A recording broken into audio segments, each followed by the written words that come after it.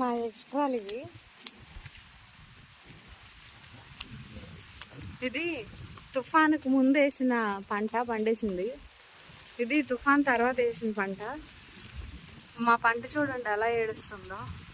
అంటే సారీ ఏమన్నా అలా చెప్పచ్చో తెలీదు, చెప్పకూడదో తెలియదు, కానీ దీన్ని చూసి మీరే చెప్పండి. రైతులు ఎవరైనా సరే చెప్పండి మీరే, మా పంట ఎలా ఉంది, మాకు ఎంత దిగుబడి వస్తుంది దీనివల్ల, మేము ఎంత పెట్టుబడి పెట్టి ఎంత లాస్ అయిపోయాము అనేది మీకే ఒక ఐడియా వస్తుంది. మొత్తం 6 ఎకరాలు ఇది.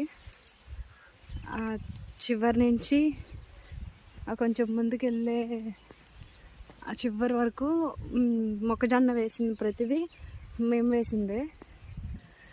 దీనిలో ప్రాఫిట్ ఎంత ఉంటుంది, అసలు ఉంటుందా ఉండదా అని కూడా మాకు డౌటే. ఎందుకంటే చూడండి మొక్క అయితే ఎంత ఇదిగా ఉందో, కనీసం ఇంత ఇదిగా కొంచెం కూడా ఇది లేదు దీనికి.